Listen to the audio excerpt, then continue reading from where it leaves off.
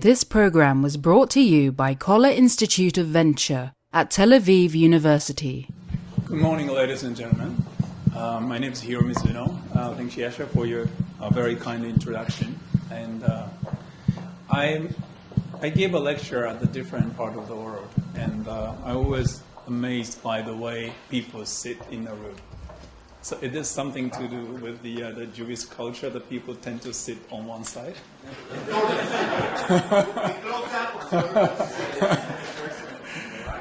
Yeah, well, what happened is when I speak in China, I notice that everybody sits in the front. And when I speak in Kyoto, everybody sits in the back. So it's something to do with the sort of cultural, the aspect of the place I give a lecture. As you heard my sort of a short bio, I'm involved in many different areas. And every time I do something new, people really don't understand why I'm doing that. Because, given my background as a financier and a banker and an investor, I received a lot of invitation to become a guest professor of a business school, which is kind of easy to understand.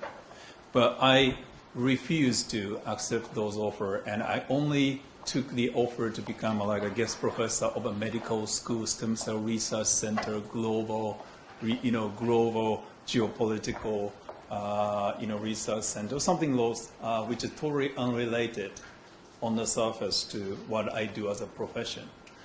So anybody here plays Go? You know Go at least, right? Right. Go, during the initial phase of Go game, you really don't understand why the person put the black stone on the corner. But as the game progresses, you will understand why the first stone was put in one particular place. So when I was involved in all these different initiatives, in my mind, I had a very clear vision that that's exactly the way I want to work as a human bridge between one area of the advanced research and the other is dealing with the traditional or like a more, probably the old issues which is related to society.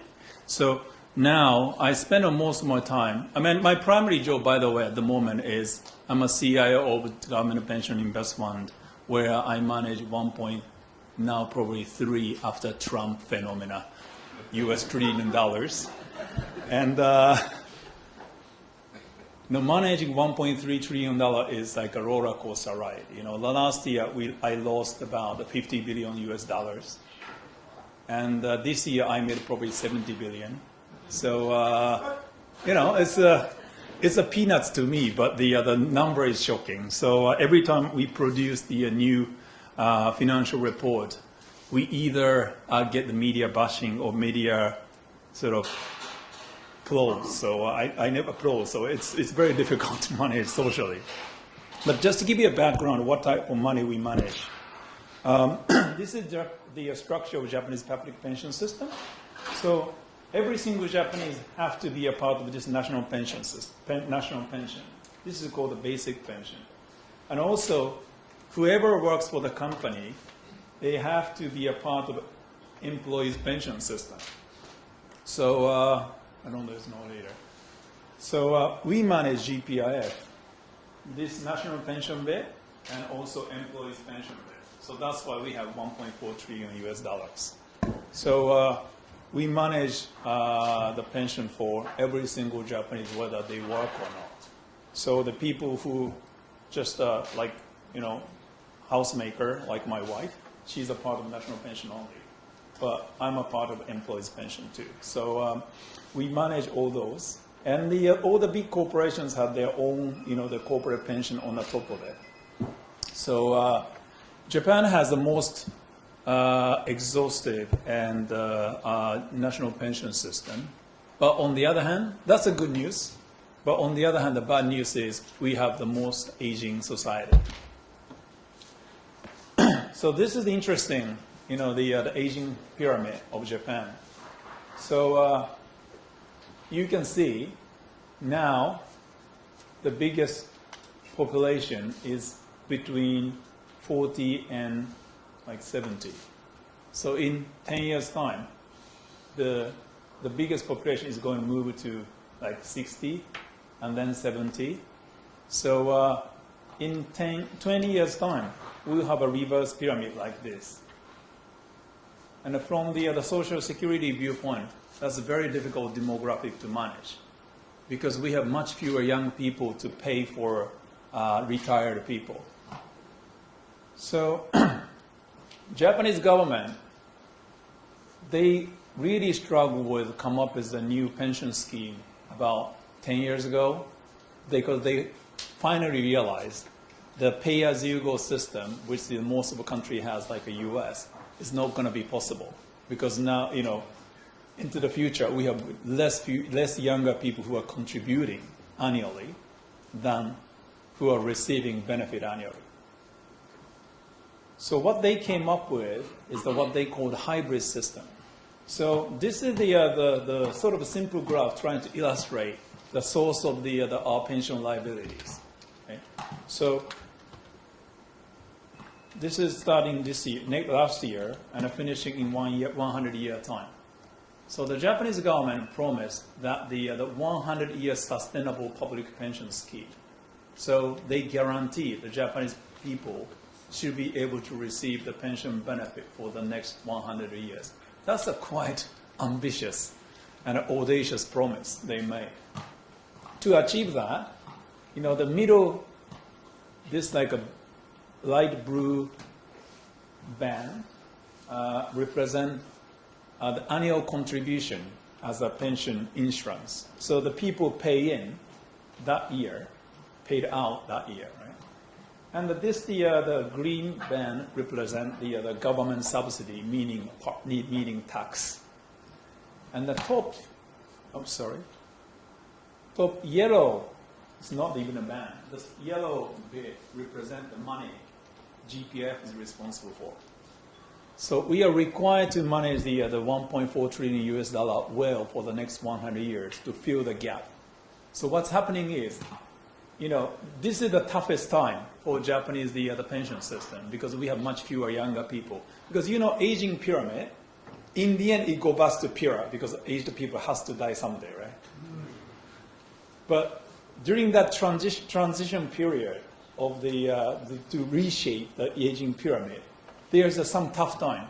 So the GPF's mission is to make enough return to fill this gap, so that the younger people's annual pension, the contribution would not be too high. So this gives us a very interesting, very unique, mandate, which is most of the pension fund are given risk budget. So the government gives the national pension fund manager, this is as much risk you can take and maximize return.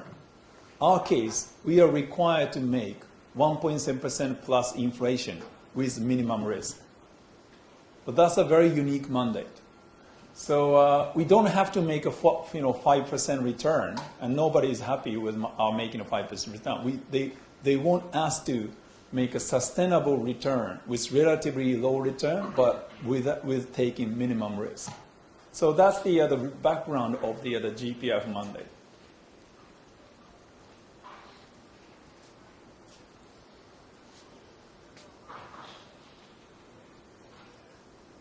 So to achieve that, 2 years ago, we changed our asset allocation.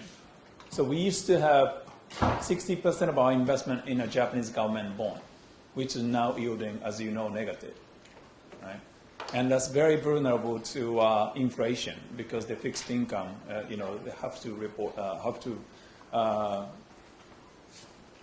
to lose their value when the interest rate is going up, right? So we dynamically changed our asset allocation 2 years ago to have much more diversified portfolio, which has more resilience against the inflation. So now we have 50% of our asset in equities, half in domestic equity, meaning Japanese equity, and 25% non-Japanese equities. And remaining 50%, 30% goes into Japanese fixed income, mostly JGB, Japanese government bond, and 50% goes into the foreign fixed income. And unfortunately, at the moment, the yield curve of the most of the government bond is negative. So this half of our portfolio is not yielding much positive cash yield. So we are actually have very volatile portfolio at the moment, unfortunately. But given our portfolio, last year we received about $60 billion as a dividend and interest. So our portfolio is so big, so all the number appears to be almost outrageous. But for the people who manage money, the way you have to think is everything is in terms of percentage. So in terms of percentage, our volatility is actually quite manageable. Even last year, when we had a huge media bashing for $50 billion loss, we reported is only 3% loss of our portfolio. And to be honest, in the last year's market condition, the navigating $1.4 trillion US asset with 3% loss is not. I'm ashamed of, but that's a tough portfolio to manage. So that's what the GFI is all about. So we also trying to expand our portfolio into alternative asset classes because we want to reduce the volatility of public market. But the challenge is, we received the government approval to make maximum 5% of our portfolio to be invested in alternative asset classes, namely private equity, venture capital, fund, real estate, infrastructure. But 5% of our fund is about $60 billion. So it's not easy to deploy. And also, we can discuss this if you have a question, but some of those alternative asset classes is just too small for us to have meaningful impact on the return. So I have to come up with a totally different approach why we want the alternative asset classes, which we can discuss later if you have a question about. So on the top of these, my daily responsibility of how to manage, our portfolio, I spend a lot of time to advocate ESG. How many of you are familiar with ESG? Okay. ESG stands for environment and social and governance. That's a concept which the UN Principle for Responsible Investment Initiative defined. That is actually a concept which the Kohi Annan developed. So after the Lehman crisis, there's some movement. Investors should be more responsible for social sustainability and environment. I mean, environment may be a part of social sustainability. So United Nations, under the leadership of Kohi Annan, they set the principle for responsible investment. That gives 5 principles. Basically, what they are saying is that the investor should be responsible for social sustainability. And the governance, including corporate governance, is a way to achieve sustainable economic growth. And we became a signatory of this PRI last year, and yesterday I was elected as an international board member of PRI. So we are even further promoting ESG and the global sustainability by making sure all the investment managers, including internal investment manager and external investment manager, take those ESG factors into account in their investment decision. And there are a lot of different social initiatives which aiming global sustainability. The other one is the Sustainable Development Goals. They also there's another initiative by United Nations. Japanese government, Abe administration, has a very strong ambition to lead this Sustainable Development Goals program. So government now put together the working group to make sure Japanese government and Japanese businesses will satisfy all these Sustainable Development Goals. And President of GPIF, Takashi, I asked him to serve on the Japanese government, the advisory council for this SDG. The reason why I'm a board member of PRI, and I asked my Prime President to be a part of the SDG, is that all these kind of things, they started from different origin and for the different purpose with the different members. But if you take the bird eye view, the value they are talking about is exactly the same. So I have a strong view that this is another goal type of thinking. I have a strong view that as an investor, we follow PRI to advocate ESG consideration in investment decision at the asset manager level and also at the GPF level. And a company who are trying to follow SDG ended up finding, there's another jargon you may be familiar with, CSV, creating shared value. That's another technical jargon you should be aware of. This SDG led the concept of creating shared value, meaning if the company trying to satisfy or meet these sustainable development goals, it will create shareholder value too. So that's why it's called creating shared value.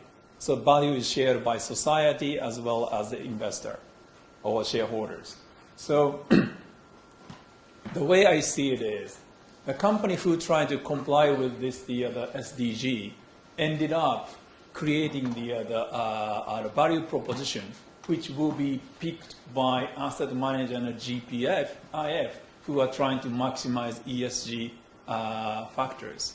So those two different initiatives now, they're merging together.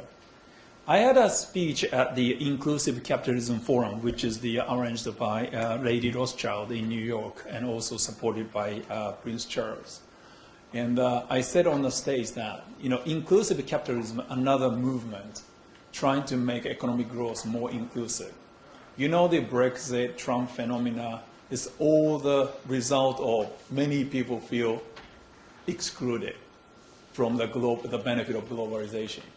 So inclusive capitalism is that another initiative by Rothschild family trying to make sure the economic growth has to be inclusive. And what I said on the stage at that conference is, inclusive capitalism started by the different people with a different background, but the value they are talking about exactly the same as the value we are talking about here and what they are talking about here. So now all these movements towards the more inclusiveness and also sustainability is making big river. I mean, it's just like all the different small streams now going to merge to make a big river. So I set the goal for GPIF. We are not going to be, drawn into the river. Rather, we are going to go before the river merge. So we are trying to be a leader in that field because we have a strong belief that now society and a global economy is going more towards that inclusiveness and also sustainableness. So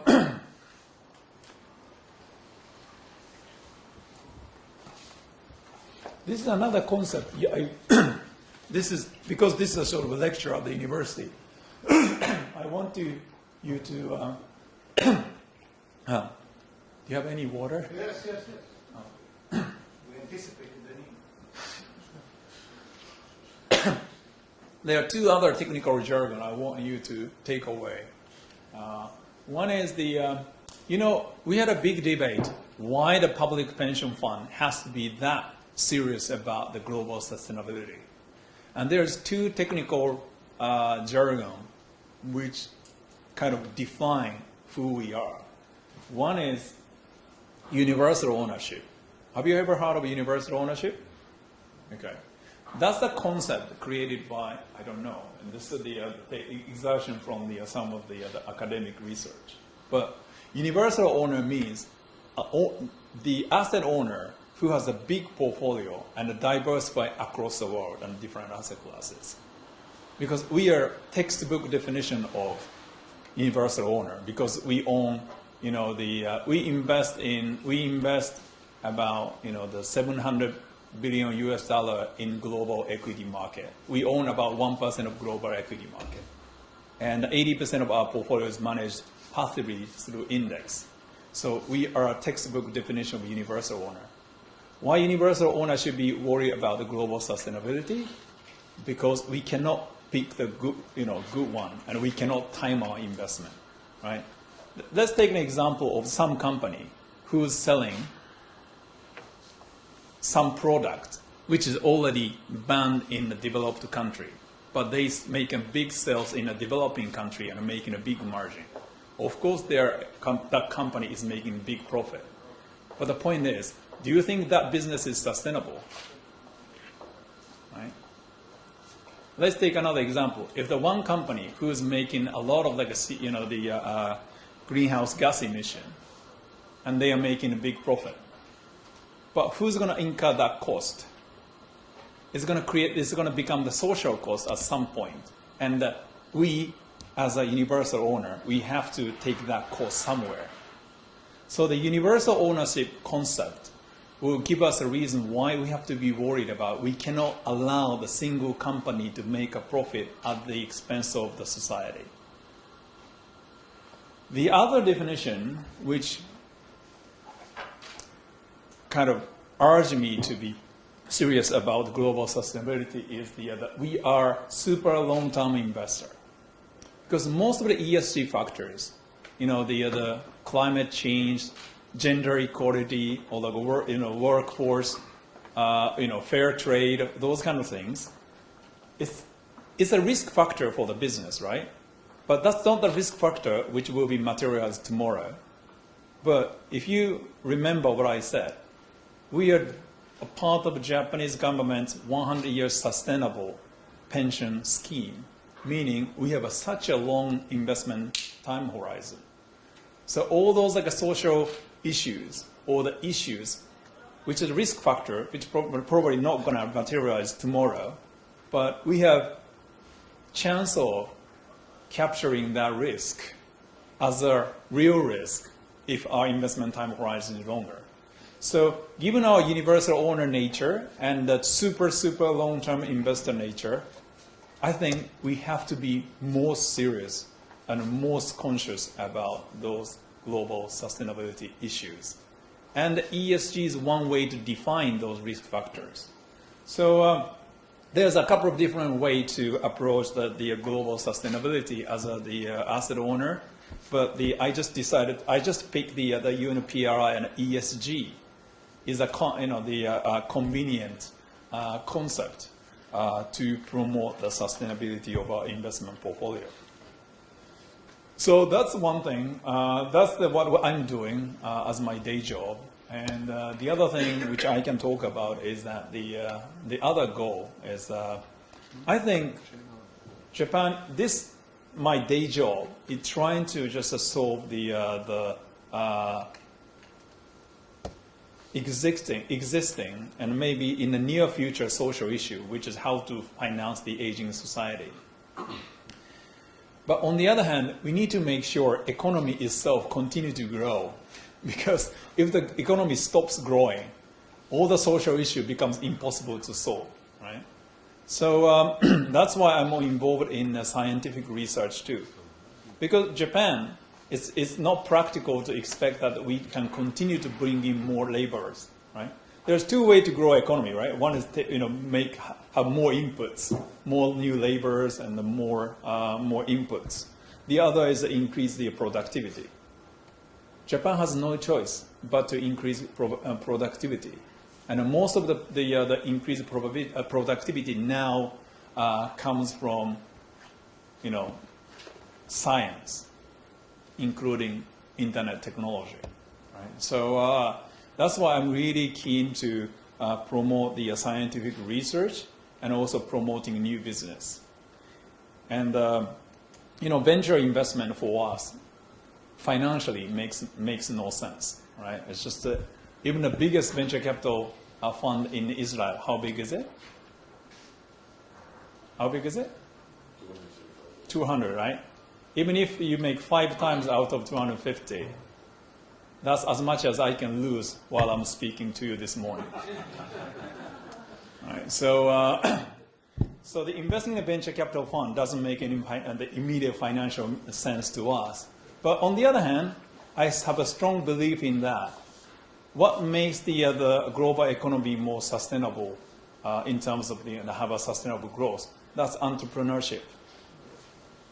Right? So GPIF, I believe, is the ultimate beneficiary of entrepreneurship, because more entrepreneurs, more new business will be listed in the public market, and we own about $700 billion in the public equity market. So we are the ultimate beneficiary of entrepreneurship.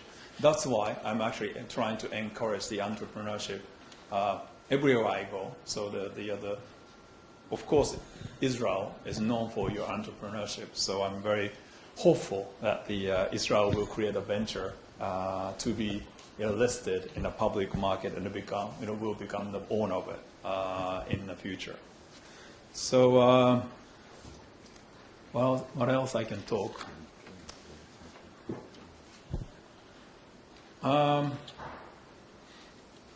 I think I can take the questions. That's probably easier. So thank you very much for listening. Thank you. Thank you very much. So we now... not working, but it's...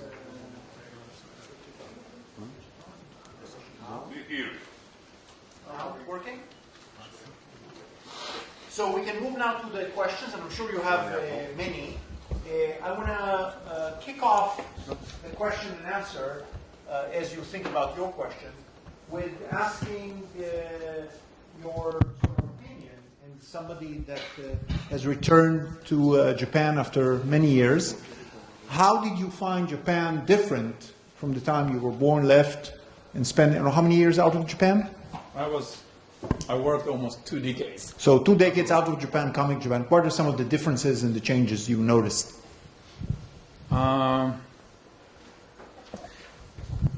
A lot of things actually didn't change over the last 2 decades. But one of the biggest change and hope I have at the moment about Japan is we have a very strong leadership.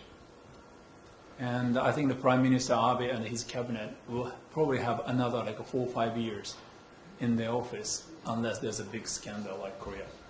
So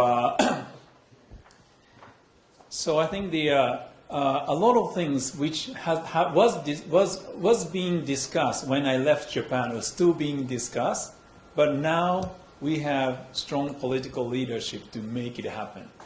So even including my assignment, I'm probably the first executive of the government organization which was headhunted from private sector, and I actually spent the last 2 decades abroad. So I was under nobody's radar screen, so everybody's surprised.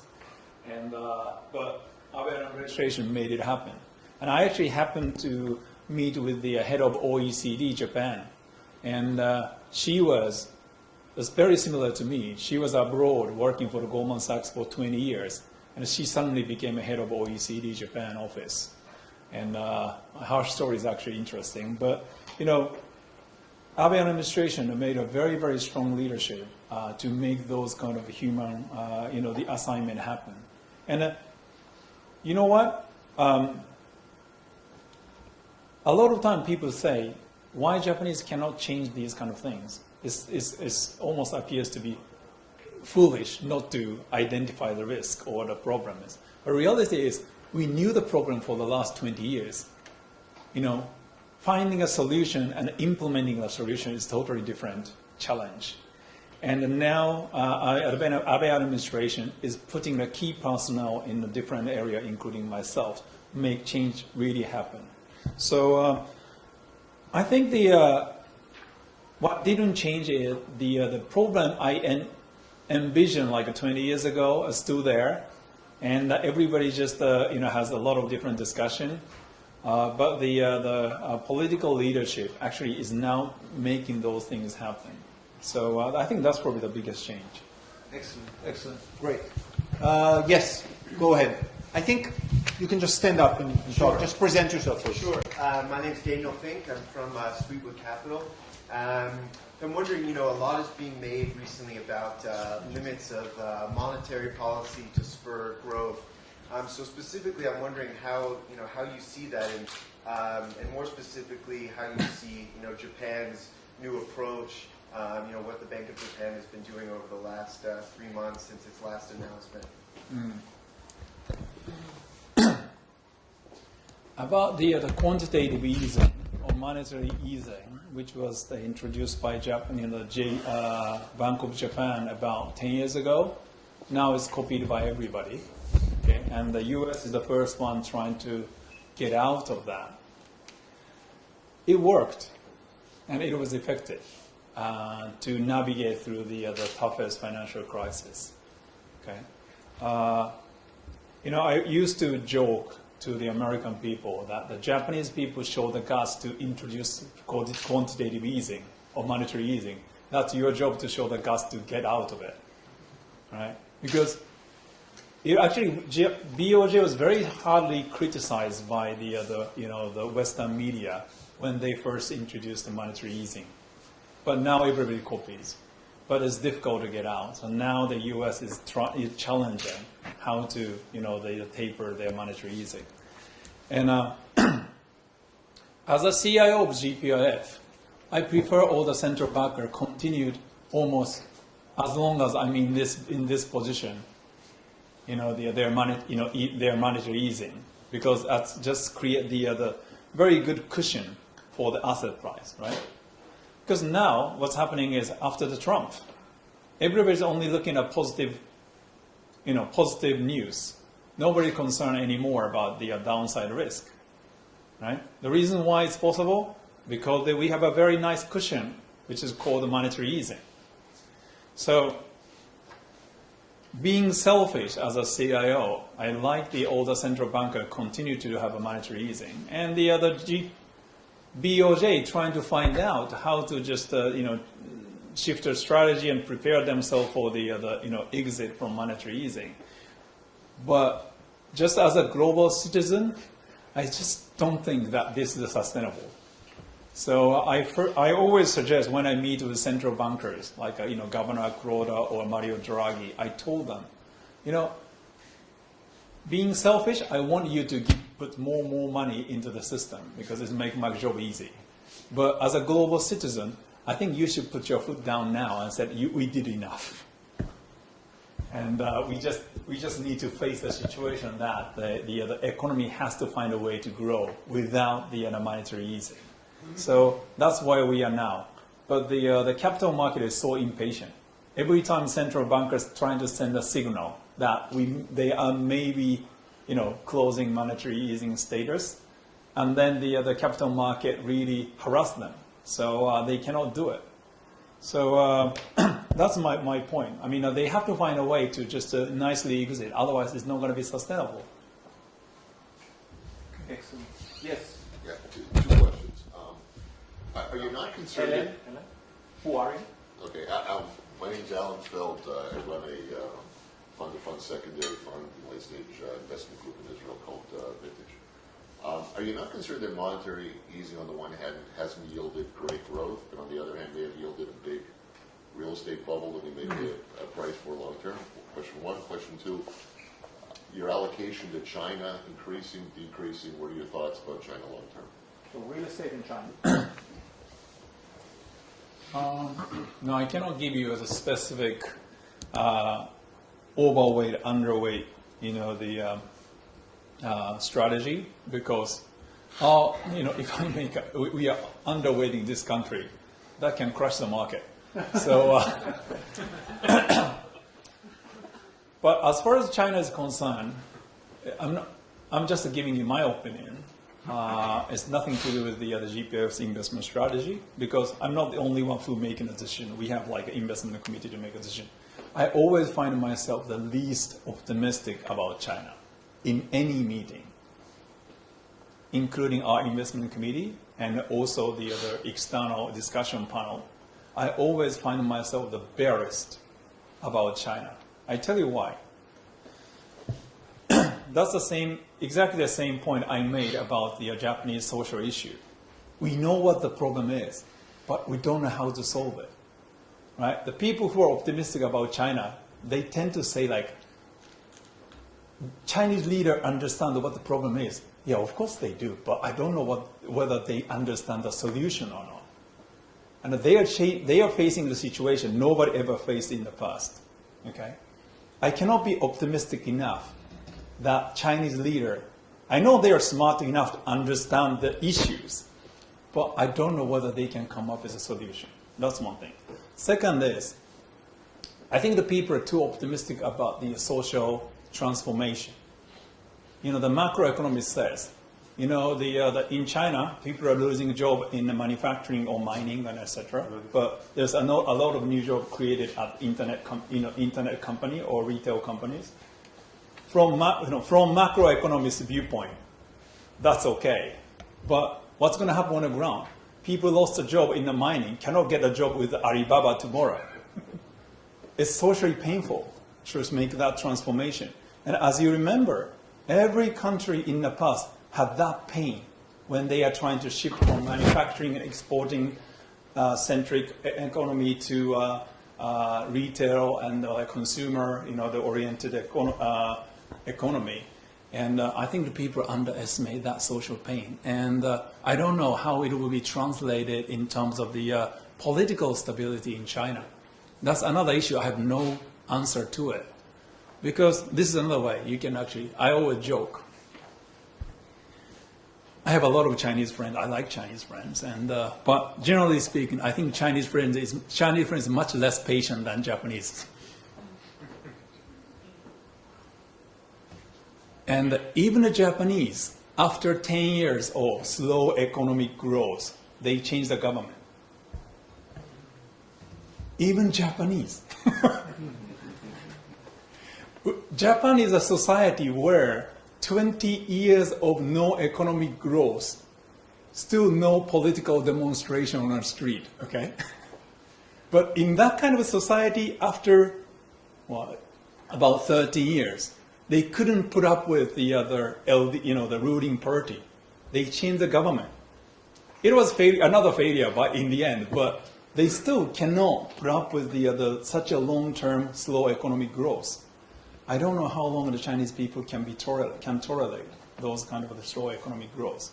That's why I'm always quite pessimistic, but this is another way I see it. That, I don't know how many of you are investors. But as an investor, I have a strong opinion that I'm happy to be wrong by being conservative. Right? If the Chinese leaders surprise me positively, they manage the social transition very well, I'll be happy, right? But I have to be prepared that any risk will be materialized. And the real estate is the same thing. I mean, the real estate bubble is obvious by every different measurement, right? But people just don't want to look at it. So every time I come up with my investment strategy, I actually, find myself being the most conservative or most pessimistic person in the room. But probably as a manager of the GPIF, which I said to you that our mandate is make certain return with minimum risk, probably the right approach. So I'm happy to be too pessimistic and miss some opportunity. But I'm really hoping I'll be surprised positively, but I cannot be that confident at the moment. My name is Yaki Yanai. I'm co-chairing the ITI, which is the Israeli Defense Technology Industry, about 700 life science and IT companies. On my day job, I'm the president of Fluristem, it's a cell therapy company active in Japan. And I have two questions which are related. After Professor Yamanaka winning the Prize Nobel for the industrial potent sales, we've seen the Japanese government, PMDA, trying to take leadership roles in cell therapy, science and development. Do you see it as a long-term goal of the Japanese government? And do you think that you see commitment from the PMDA as well as the investors? And my second question that I want to ask, you mentioned the aging, which is one of the most interesting phenomena worldwide, not only in Japan. With 500 million people over 60 expected in China within 30 years.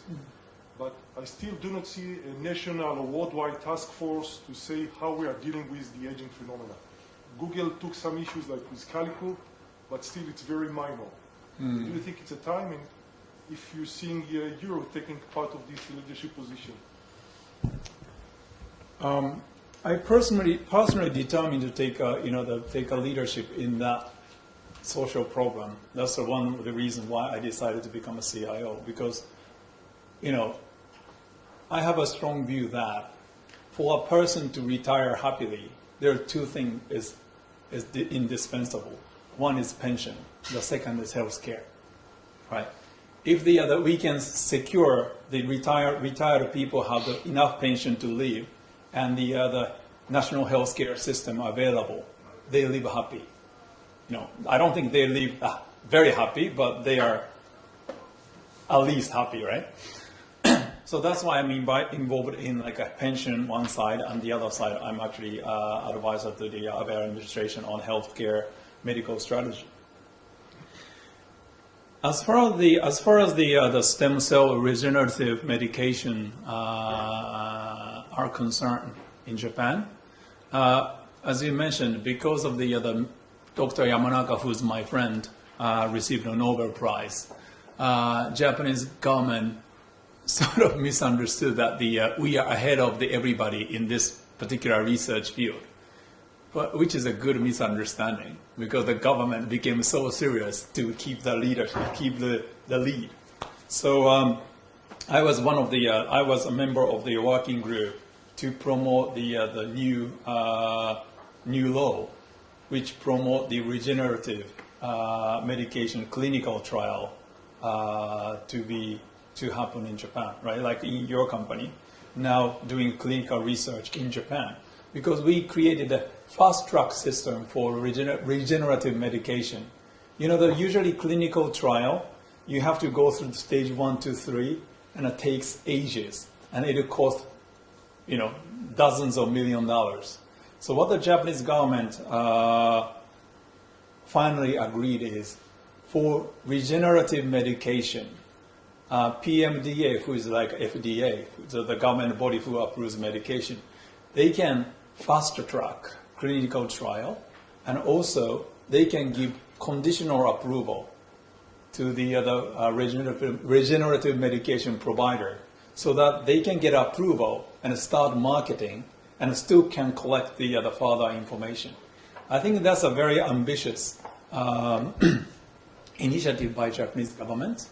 And as I said to you, that it's just a kind of stemmed out of some misunderstanding, because I think government overestimate that the Japanese competitive position in terms of the stem cell research. It's only Dr. Yamanaka who discovered stem cell, the pluripotent stem cell technology, but there's a lot of researcher in Germany, in the US, who has much more advanced research, the center or research, archives. But it's good. And now Japan finally started attracting a lot of like a medical company to do a clinical research in Japan. And just to, connect to your point that as Japan as the technology-based entrepreneurial society,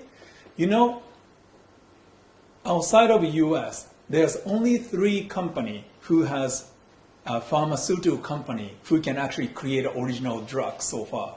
It's Switzerland, UK, and Japan. Other countries, they have some, but it's not meaningful.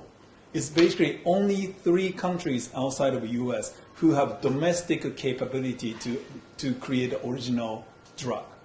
Okay, So Japan should be more competitive in that field, but the regenerative medication stems out of stem cell technology. The government made it a very strategic area. So if you find it difficult to actually use it, sometimes the government trying to accommodate the foreigner to be active in the Japanese market, but their bureaucratic rules are too complicated.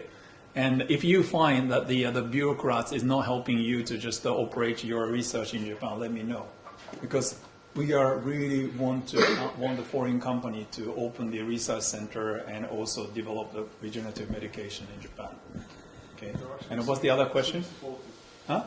They're actually extremely supportive, which is Good. So I think it's the chicken and egg, right? I mean, Dr. Yamanaka became the icon of the Japanese stem cell research. Now the government trying to promote it and loosen all the regulations so that the company like you can come to Japan to continue your research.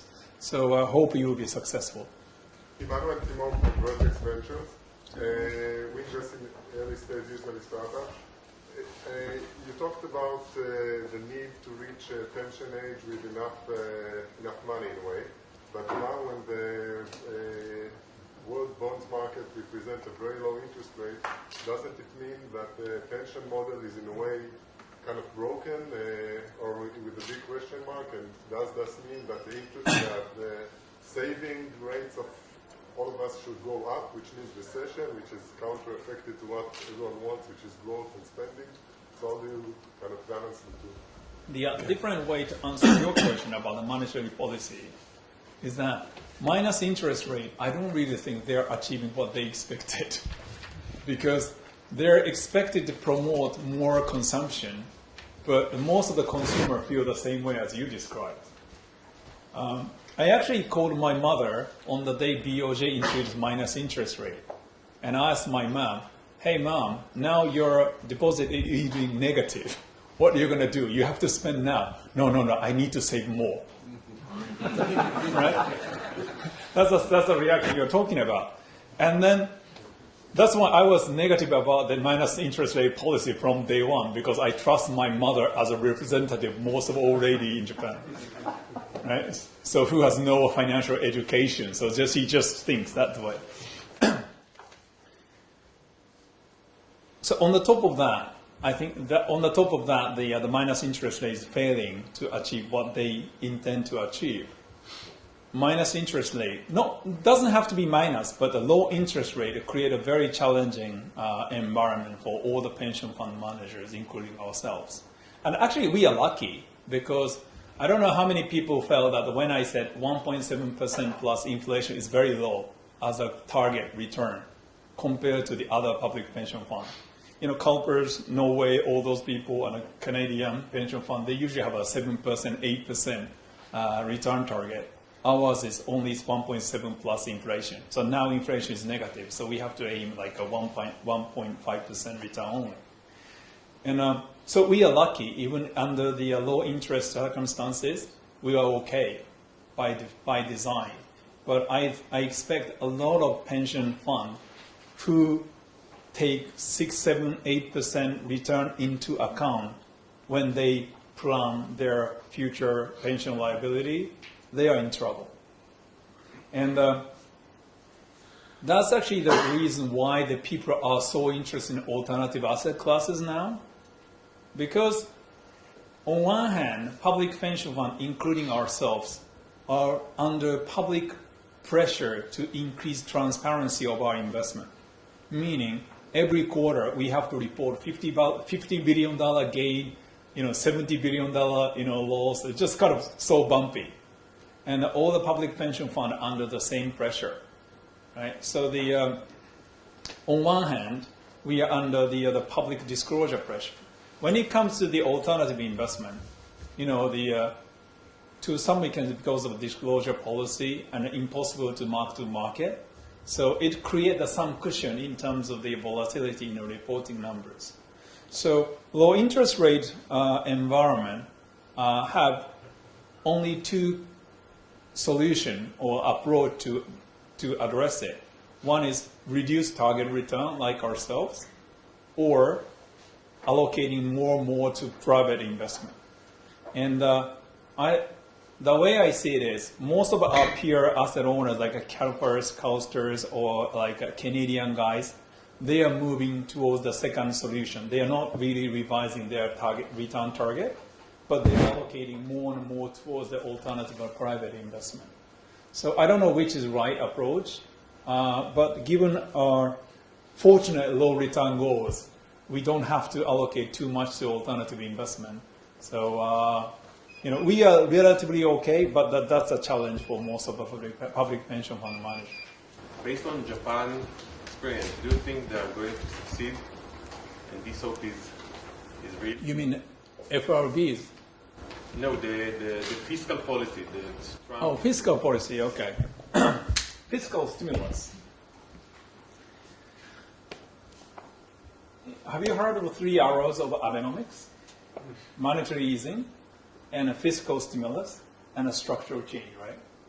And the monetary policy was, that's the BOJ's monetary easing, and a fiscal stimulus. Japan did a lot. And the people tend to criticize that those two didn't work very well. But I have I totally disagree to the people who say those 2 arrows didn't work. It worked well. Okay? And the third structural change is the tough one to deal with. So the Abe administration now have to deal with the third arrow. I have no question about it. And that's the toughest one. But those 2 actually worked. But the way 2 of those works has the different time frame and effect. Monetary easing works immediately. That works overnight. Fiscal stimulus works overnight too. But they have much less side effect, in my opinion. I don't know whether they have equivalent in Israel, but in Japan we have a lot of energy drink. When you feel tired, you take it. That's a lot, like a Red Bull, right? Yeah. Energy drink, right? Fiscal stimulus is like an energy drink, and a monetary easing is more like a steroid, right? I don't know how many of you took a steroid, but I took a steroid. The problem with steroid, it's very effective, but getting out of it is very, very sensitive, right? You need to reduce little by little, not to have a side effect. So the monetary easing like a steroid, that works, but how to get out of it is very difficult. And the fiscal stimulus is like an energy drink. That works when you are healthy. When you are sick, it doesn't.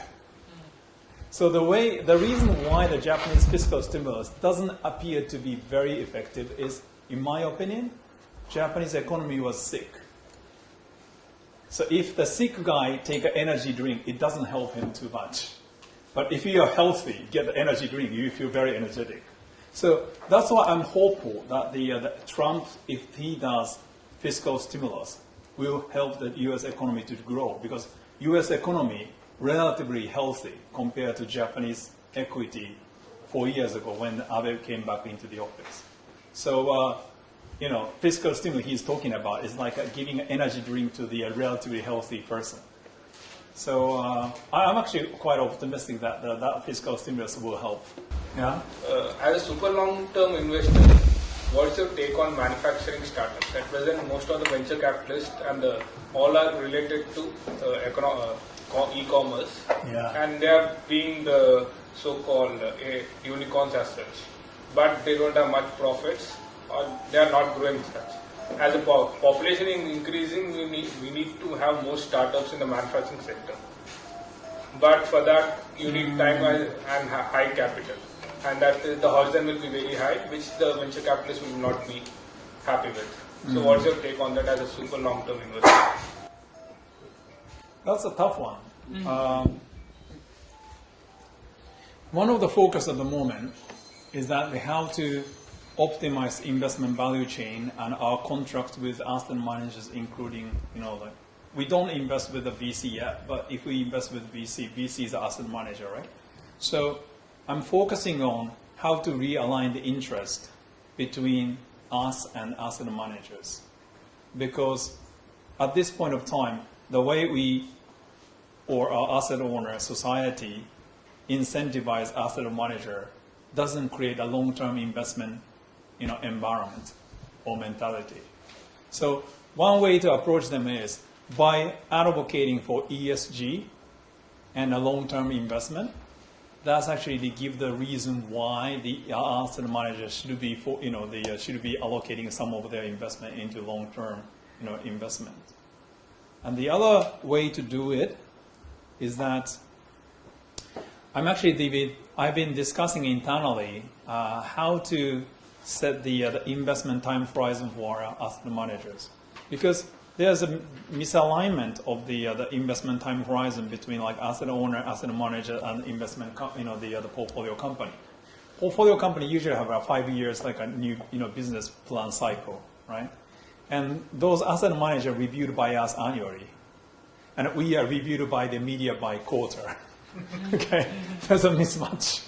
So I'm actually trying to just work it out, and I invited a couple of consultants, and I'm having a lot of the internal meeting and external meeting to come up with the best way to align those three parties, because that's a key to create the atmosphere. And at the end of the day, this is what I think. Portfolio requires certain liability management, right? Our case, we are lucky. We can invest about 25 years. But most of the other public pension fund or like a corporate pension fund, they have a liability duration of much shorter. And for them, managing the liability, the liquidity is very important. But this is the area where I'm disappointed at the academic research on the finance, right? Because as we are the portfolio manager, we don't need to 100% of our money in a liquid asset. We should be able to invest into the company or like the fund, which have a much longer investment horizon as a part of our big portfolio to manage the liquidity, because most of the liquidity goes by ladder. But talking to the other pension fund managers, I really don't think they have a clear vision of how to manage the liquidity ladder. So they are trying to make the average duration too short. So answering your question indirectly, I think we should create the atmosphere in an environment where those kind of business which requires long taking of time should be financed. But how to do it, I still don't have a great answer. But that's one thing it's always already in my mind, and we are discussing quite heavily how to solve that, address that issue. I'm a client from Glilot Capital. We're software-focused early-stage venture capital fund. My question has to do with... and one of the top 3 funds in it. Thank you. Has to do with the impact of research on life expectancy. How does it impact your calculations when you look at how much you have to actually yield? And also the impact of technology on dealing with the aging population. And I know that Japan leads the way today, for example, with robots that help old people in their homes, Internet of Things applications, etc. Deal with that aspect. This calculation, what the government calls the fiscal projection for the next 100 years, I always wondered what's the life expectancy they use for their calculation. And the biggest risk is improvement in the people's life expectancy, right? I think people are concerned about the GPIFs making return on loss, but reality is what's the biggest risk factor to this equation is the improvement in the people's lifetime, lifetime expectancy, right? So all those new medical technologies, it's just working one way only, one direction. We tend to live longer unless we have a big war again, right? So answering your question, that's a tough one. And technology is helping and damaging too, right? Because of technology, people tend to live longer. We need to have more pension funds, right? But Japan is ahead of the curve with that program, and there's some benefit to it. I have a strong belief that when the people have a challenge, they try to work hard to come up with a solution. And one of a good sample is Apple is now building their I heard the second after Israel, the R&D center outside of the U.S. But the difference between Israeli one and the Japan was their Yokohama R&D center focuses on healthcare product. So the Apple chose Japan to do a research R&D on the healthcare issues because we have a lot of healthcare data with the aging society. So let's hope that the business are smart enough to come up with a solution to just bring the benefit of longer life and also reduce the disadvantage of the have to pay, longer. So, Vladimir Voris from the Korea Institute of Venture. I would like to relate to the previous question, as a matter of fact, and to your role as an advisor for the Japanese government on healthcare. Basically, I presume that the aging of the population poses challenges to the healthcare system as well, both in terms of increased treatment needs, and more costly treatments, and shortage of treatment providers, physicians, nurses, etc. So how does the government plan to cope with this challenge? They're still discussing the plan, right? So that's a tough one. That's the biggest agenda, how to cope with it. And as I said, this is technological on a more, the better medication is not only bringing the good things, also bringing in more challenges. So, in many social issues that the people cannot prepare in advance. So we need to go into the program while still trying to work on a new solution. So, I really don't have a good answer, but that's the biggest agenda in me and also in the government, how to deal with it. This whole issue about the, aging population, I take a totally opposite view to that. I think that's, I would disagree. I think that the answer is the opposite. The technology is the key to that. It is a matter of fact that now we are in a situation that every 10 years, somebody who's born now, on average, will live 2 years longer than a person that was born 10 years before. This is incredible, okay? Think about it. Think about your children, think about your grandchildren, etc., what it means. So this is a fact. Now, that does not mean that they need to be necessarily sick for 40, 60, 80 years. To the contrary, people now today, at age 60, are in a health situation that their parents were 10 years or 15 years younger than that. It's only a matter of changing the mindset, and this is based on research of two of my colleagues from London Business School. There is a forthcoming book by this, by Andrew Scott, economist, and Linda Cratton. It is a matter of changing the mindset. People need to work until 80 or 70. They should have not 3 stages or 2 jobs, but 3 and 4, and that solves the financial issue, and that solves the, and the technology will solve the medical issues. I think it's totally taken out of proportion, this matter. That's my view. You're an optimistic person. That's good. I like optimism. I live in Israel. Yeah. And the Jewish tend to have more children, so that you have less problem. But I think that's come down to the inclusiveness debate as well, because when the society is changing, because that's a big change. Historically, the people retire at the age of 60, but now Japanese government is promoting the people to remain in the workforce until 70. That's a huge social change. And when the society changes, there's always some group of people who felt excluded or left behind. And how to deal with it, that's a question.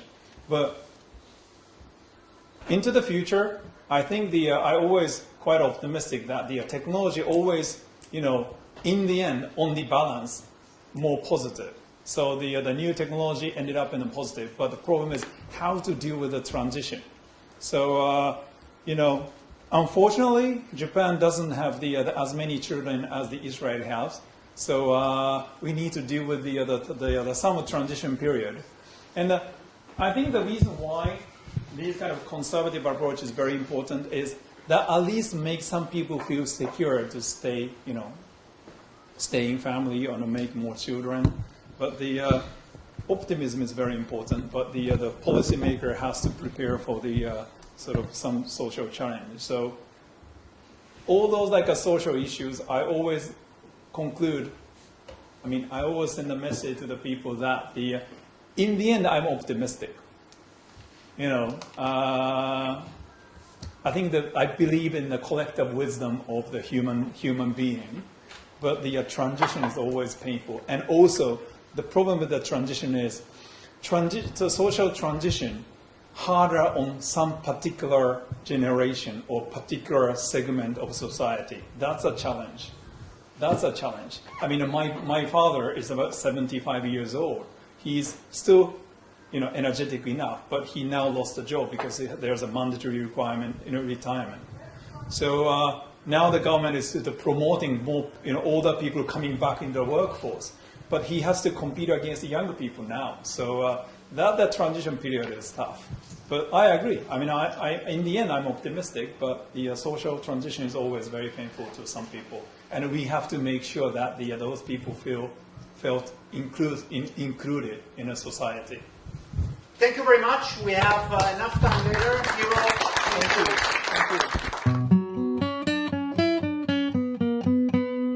This program was brought to you by Koller Institute of Venture at Tel Aviv University.